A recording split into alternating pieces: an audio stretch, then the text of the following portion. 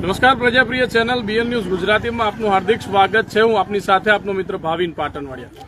દર્શક મિત્રો, ઘણા સમય પછી, ઘણા દિવસો પછી ફેસબુક ડિજિટલ પ્લેટફોર્મ પર લાઈવ મળવાનું થયું છે ને તેમાં પણ એક ગંભીર બેદરકારી, ગંભીર વિષય પાદરા તાલુકાના મુજપુર ગામનો। આપણે એક બે દિવસથી સાંભળીએ છીએ કે પાદરાના મુજપુર ગામે દિવાલ ધરાશાયી થતા, એરો તૂટી પડતા ક્યાંક ને ક્યાંક 6 જેટલા મહિલાઓને નુકસાન થયું છે। પરંતુ સમગ્ર બાબત શું હતી, સમગ્ર હકીકત શું હતી, તેને લઈને આપણે અત્યારે લાઈવ થયા છે પાદરાના મુજપુર ગામેથી। અત્યારે બીએન ન્યૂઝ ગુજરાતીની ટીમ સાથે હું અત્યારે લાઈવ છું। આપણે જોઈ રહ્યા છીએ કે પાદરાના મુજપુર ગામના તમામ લોકો અત્યારે આપણી સાથે જોડાયા છે। આજુબાજુના રહેણાંક વિસ્તારના સ્થાનિકો છે, સાથે સાથે આગેવાનો પણ છે।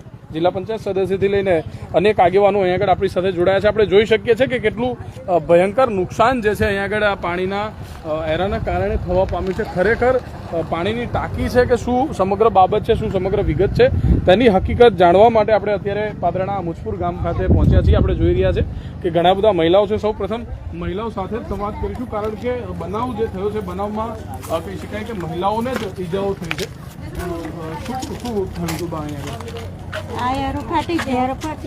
મારી वो कपड़ा धोती थी, मार घर न 3 जना था, ये कपड़ा धोता था ते आप रगेश पड़ी ने ये हमारी रगेश पग में वाजी थे। ये रगेश हमारी मार छोकरा बहू से ने ते पेला बावरियाना थड़ियाम तनाई जाती रही ते एनो पग बधो फाटी गयो से, 3 ककड़ा થઈ ગયો પગ। ઓહો, એટલું બધું વાગ્યું। હા, અને મારા 3 છોકરા છે, આ એક ઘેર છે અને આ 2 માર જોડે છે, અને મારો છોકરો એકલો છે, કશું કમા મહેનત કરાશે। આ અત્યારે અમારી એવી પોઝિશન છે ને તે અમને ફર્યા વાળા ખવડાવે છે અમને, આ 4 માં દીકરાને। શું, કઈ રીતે આ બનાવ બન્યો હતો? કેટલા વાગ્યાનો બનાવ હતો? 9 વાગ્યાનો। 9 વાગે સવારે? હા, આખી ઘટના કઈ રીતે થઈ હતી? આ એ છે ને યાર, એ ધોવાય અને યાર એકદમ છે ને તે ફાટી ગયું, પાણી બધું નીકળ્યું। આ પાણીનો જુસ્સો વાગ્યો ને અમાનો આ યારો રગેશ પડી ને હમણી એવા નાહવા જાય, પણ રગેશ તેની પગમાં આવીને તે પાણીનો જુસ્સો આવ્યો ને હમણી છે ને તે પેલા બાવરિયામાં જઈને છીતાઈ જઈ। કેટલા લોકોને વાગ્યું છે? એમે મારા ભણિયાન વહુને વાગ્યું છે, એને આ ઠપકાટ લાગ્યો છે, અને બીજો અપાનો છે, અને એક માં દેરાણી છે ને એને ઈભક્તિ છે ને એ ગભરાઈ જઈ હતી। ઘણા બધા લોકો શું કહેશો તમે? પણ ત્યાં આગળ બનાવ બધો કરે શું થયું? આવો બનાવ બન્યો, યારો ફાટ્યો, મદદ કરે નાના છોકરા હે કોઈ ગમાના હોય એનું મદદ કરે, વાગ્યું છે ઘણું બધું। હા, આ તૂટીઓનું કારણ શું લાગે છે?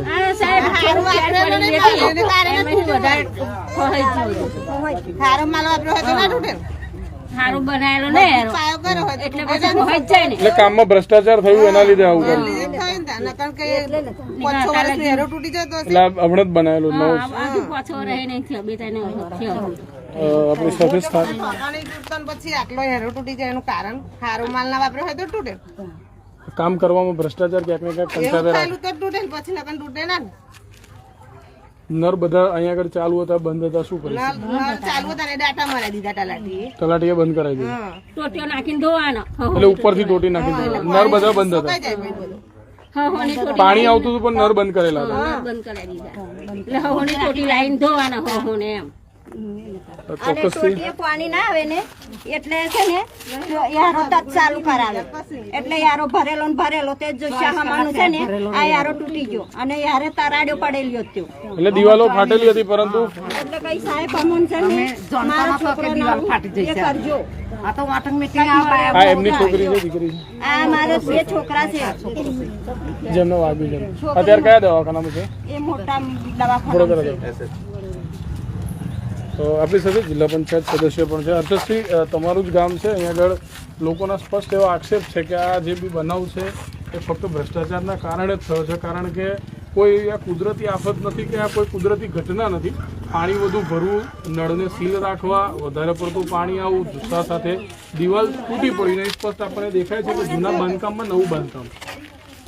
આ ઘટના જે બની છે એના સંદર્ભમાં કાલે જે ઘટના બની સવારે 9 વાગ્યાની આજુબાજુમાં તે ખૂબ ખોટું થયું છે, અને પરિવારને જે પણ મદદ થાય તે માટે આપણે કાલે જ હોસ્પિટલથી તાલુકા વિકાસ અધિકારી, વધુમાં કેવું કે મુજપુર ગ્રામ પંચાયતમાં જ્યારે આ હેરો બન્યો, એપ્રોક્સ એવું કહેવા માંગે છે કે 4-5 વર્ષ પહેલા બન્યો હતો એવું, એટલે ટેકનિક ક્યાં ને ક્યાં સિવિલ એન્જિનિયરિંગમાં થોડીક ભૂલ થઈ છે અને પંચાયત દ્વારા એનું ધ્યાન આપવામાં નથી આવ્યું, એટલા માટે આ હોનારત બની છે. જો પંચાયત દ્વારા જે તે સમયમાં આનું ધ્યાન આપવામાં આવ્યું હોત તો ટેકનિકલ રીતે આ બનાવ ના બનત. અને એરાની ઓલમોસ્ટ સાઈઝ હોય છે, જ્યાં તમે જોઈ શકો છો કે જૂના પહેલા પણ બનેલા એરા છે, તેની સાઈઝ કરતા આ વધારે સાઈઝથી બનેલું છે.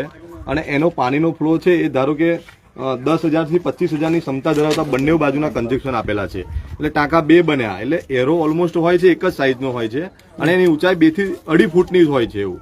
પણ ક્યાંક ને ક્યાંક આ પાણીની ટાંકી જેવું બનાવવામાં આવ્યું છે, ત્યાં ટેકનિકલી ભૂલ થઈ છે પંચાયત દ્વારા.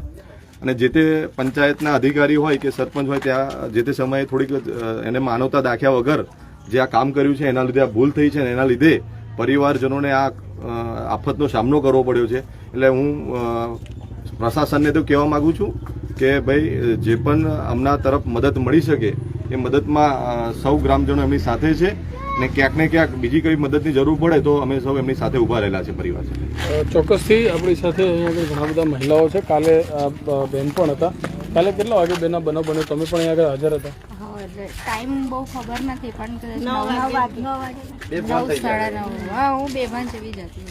એટલે શું થયું હતું? ઘટના કેવી રીતે? એટલે અહીંયા કપડાં ધોતા હતા અમે લોકો અને કપડાં ધોતા એકદમ ફાટ્યું સીધું પાણીના પૂરતી જ અમે ત્યાં સુધી ઢસડાઈ ગયા. એટલે પાણીના પ્રેશરથી ઢસડાઈ ગયા હતા? હા, પછી કઈ ખબર જ નહીં પડી. કેટલા બેન હતા અહીંયા આગળ? કેટલા મહિલા? 5-6 જણ ધોતા. આની હાલત કેવી હતી? ખખડધજ હતી? ખરાબ હાલત હતી? એરોની દિવાલો તૂટી ગઈ? દિવાલો તૂટેલી છે પાણી નીકળતું હતું એટલે પહેલેથી તૂટેલી હાલતમાં જ હતો. અને પાણી નીકળતું આ બાબતે આપણે સરપંચને તલાટીને કોઈને કહ્યું હતું કે ભાઈ આ તૂટેલું હાલતમાં જ આવું હતું? એમને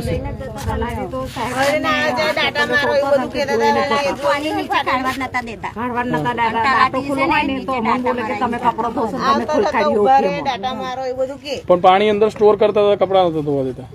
ટોટીઓ નાખીને ધોવા દેતા. ટોટીઓ નાખતો હતો. પંચાકલ્યોના નર ખોલવા નતા દેતા, ઉપર ટોટી નાખીને પછી ધુઓ એમ કહેતા હતા. ડાયરેક્ટ નળથી નહીં? ના નળથી નહીં. એટલે ક્યાંક ને ક્યાંક આ જે બાંધકામ થયેલું તે પણ તકલાદી હશે ને ક્યાંક ને ક્યાંક આ તિરાડો પડી જવાના કારણે પણ નુકસાન થયું. કેમ ભાઈ, તમારા ગામના લોકોના સ્થાનિકોના સ્પષ્ટ આક્ષેપ છે કે તિરાડો પડવાના કારણે, કાચું બાંધકામના કારણે તેઓ તેઓની ભાષામાં કહી રહ્યા છે કે ક્યાંક ને ક્યાંક આ બાંધકામનો પંચાયતનો જ ઇસ્યુ છે, કારણ કે સમયસર જો પાડ બાંધી દીધી હોત તો આ પ્રકારે પાણી ના આવે. ભાવિનભાઈ, ચોક્કસથી ગઈકાલે 9 વાગે જે આ ઘટના બની હતી, એરોની હાઈટ જે આ કપડાં ધોવાની ટાંકી બનાવેલી હતી આ સિમેન્ટની, તેની અંદર જે અત્યારે જે ફ્રીજ સાઇઝ અને જેના કોલમ છે એ પ્રકારનું બાંધકામ નથી અને હાઈટ બી ઊંચી હતી. એનો લગભગ 25,000 લીટરની કેપેસિટી છે. એટલે ગ્રેવિટેશનલ ફોર્સથી એકદમ જે પડ્યું 7 થી 8 જણ, એ તો સદનસીબે બચાવ થયો એ જ સારું કહેવાય. અને બીજી વસ્તુ કે આ જે એરો છે એની અંદર જે એક બેન કિરણભાઈના પત્ની છે એમને જે વાગ્યું છે, હવે સરકારી હોસ્પિટલમાં દાખલ કર્યા. હવે એ એટલું ઇન્જર્ડ છે કે એની અંદર એ સફળતા મળે કે કેમ એ જોવું રહ્યું. એમના પરિવારમાં કોઈ કમાનાર નથી છે કે જે આપણે બંધ કરાયા છે. ટાંકી તોડાઈ, એક આ બાજુ કૂવો પુરાયો. ઘટના થાય ત્યાર પછી જોવાનો કોઈ મતલબ નથી, કારણ કે પહેલા જ આ પ્રકારના જે લાલિયાવાડી પૂર્વકના કામ હોય તોડી નાખવા જોઈએ અને એને ડિમોલેશન કરવું જોઈએ. એટલે ક્યાંક ને ક્યાંક માનો છો કે આમાં તલાટી અને સરપંચની ભૂલ હતી? કદાચ રનિંગ સરપંચ અત્યારે નથી? હા, નથી પણ તલાટીની ભૂલ તો ખરી. હા. આ કેટલા વર્ષ જૂનું બાંધકામ છે અને જૂના પર નવું બાંધકામ થયું? લગભગ 5-7 વર્ષનું કામ છે. 4 વર્ષ જૂના બાંધકામ પર નવું બાંધકામ થયું એવું છે? હા.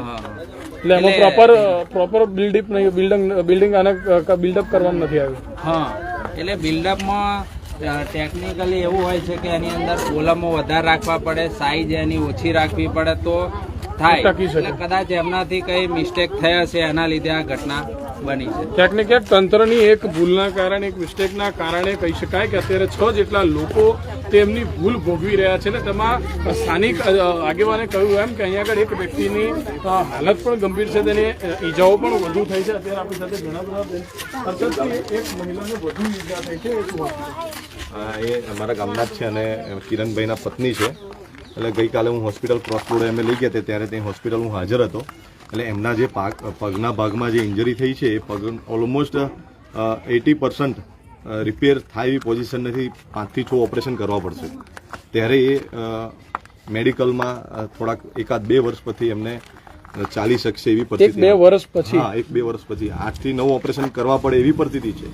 કારણ કે કેટલું damage થયું છે? પગનો જે ભાગ છે ઓલમોસ્ટ 80% જે નુકસાન છે પગનું એ 80% થી વધારે છે. એટલે ચાલી શકે એવી પોઝિશન જ નથી. એવું એમના હાડકામાં હાથથી જે જગ્યાએ ફ્રેક્ચર થઈ ગયા છે એમની આંગળીઓ વર્કઆઉટ કરતી નથી. શું માનો છો આ બાબતે પંચાયતે એમને રાહત આપવી જોઈએ? 100% એમાં મદદ કરવી જોઈએ. અમે પણ કહીએ છીએ પંચાયતને કે ભાઈ એમને જે પણ પરિવારજનોને મદદ થાય એ 100% માનવ અભિગમથી એમને મદદ કરે કે જેથી આવી બનાવ જે ઘટના બની છે એ ફરીવાર ના બને, પણ એનું હતું એમને પંચાયત દ્વારા ધ્યાન આપવું જોઈએ.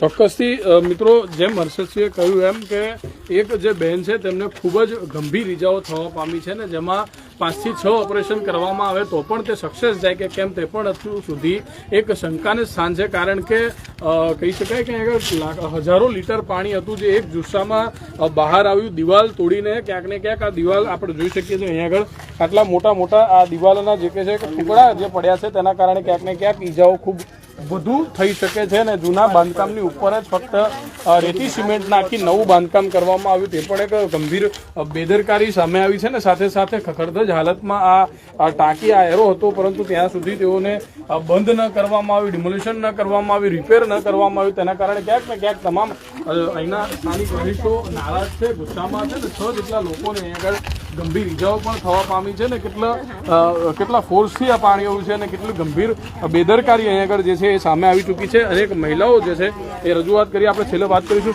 શું તમારી માંગણી છે, શું કહેવા માંગો? પંચાયત જોડે શું આશા રાખો છો? આજે 2-3 વર્ષ સુધી ચલાઈ ના તેવી પરિસ્થિતિમાં નુકસાન થયું છે પંચાયતની ભૂલના કારણે. તો પંચાયતને એમને મદદ કરવી જ જોઈએ, એમને કમાનાર કોઈ નહીં. મારો છોકરો એટલો શું કરે, આ દવાખાના તઈ વડોદરા દાખલ કરી એટલે એમના એ છે. મને ફરિયાવાળા ખાવા કરીને આવી જાય છે. આ મારો 3 છોકરો છે, આ મારો છોકરો થાય, મારી વવે થાય, આ મારી જોડે સેજ કોઈ નહીં. મને ફરિયાવાળા ખાવા આલા છે, હું ખાઉં છું. આ હું મારી બૈરીને પૈસા કઈ લાવીને અને હું દવા કરાવું. છોકરો કમાતો હોય તે છોકરો દવા કરાવે, પણ છોકરાની જોડે બૈરીને જોડે છે. આ અમારે ઘેર ખાવું શું, દવા હું કરાવી, એવા મહેનત જાય તો દવા અમને ખવડાવે ને પીવડાવે ને. તેઓ જ્યારથી વાગ્યું ત્યારથી દવાખાનામાં જ છે. જ્યારથી વાગ્યું અહીંથી જ લઈ જાઓ, ઘેરે નહીં લઈ જાઓ. ચોક્કસથી ક્યાંક ને ક્યાંક હવે તંત્ર સામે આક્ષેપો થઈ રહ્યા છે ને તંત્ર પાસે રહીશો માંગણી પણ કરી રહ્યા છે કે મુજપુર ગામે જે આ બનાવ બન્યો છે આ કોઈ કુદરતી બનાવ નથી કહી શકાય કે આ માનવ સર્જિત જ બનાવ છે. કારણ કે અગાઉથી જ ખબર હતી કે આ ખખડધજ હાલતમાં છે તો તેને કાં રિપેર કરવું જોઈતું હતું, કાં તોડી પાડવું જોઈતું હતું, જેના કારણે કોઈને નુકસાન ન થાત. પરંતુ રાહ જોવામાં આવી કે આ તૂટી જાય, ફાટી જાય અને ક્યાંક કોકને નુકસાન થાય ને અંતે એ જ બાબત સામે આવી છે. 6 જેટલા લોકોને મુજપુર ગામે 6 મહિલાઓને ગંભીર નુકસાન થયું છે, જેમાં એક મહિલાને 5 થી 6 વખત પગમાં ઓપરેશનો કરવા પડે તે પ્રકારની પણ ગંભીર પરિસ્થિતિ અત્યારે ઉદ્ભવી છે, જેનું કારણ હાલ તંત્ર સામે આવી રહ્યું છે. જેમાં અગાઉ જે તે સરપંચના શાસનમાં કામ થયું હોય કે જે તે તલાટી હોય તેની પણ ગંભીર બેદરકારી અને ભૂલ છે. કારણ કે બાંધકામ જે રીતે થવું જોઈએ એ પ્રકારનું બાંધકામ મુજપુર ગામના આ ઘટના સ્થળે જોવા નથી મળ્યું, જેને લઈને હાલ મુજપુર ગામના તમામ રહીશો, વિશેષ મહિલાઓ, તમામ પીડિતો હાલ જે છે રોષે ભરાયા છે ને માંગણી કરી રહ્યા છે કે જે પણ પીડિતો છે, જે પણ લોકોને નુકસાન થયું છે તેમને ક્યાંક ને ક્યાંક સરકાર તથા તંત્ર દ્વારા મદદ કરવામાં આવે. કેમેરા પર્સન પૃથ્વી રાજપૂત સાથે ભાવિન પાટણવાડિયા, વડોદરા, પાદરા.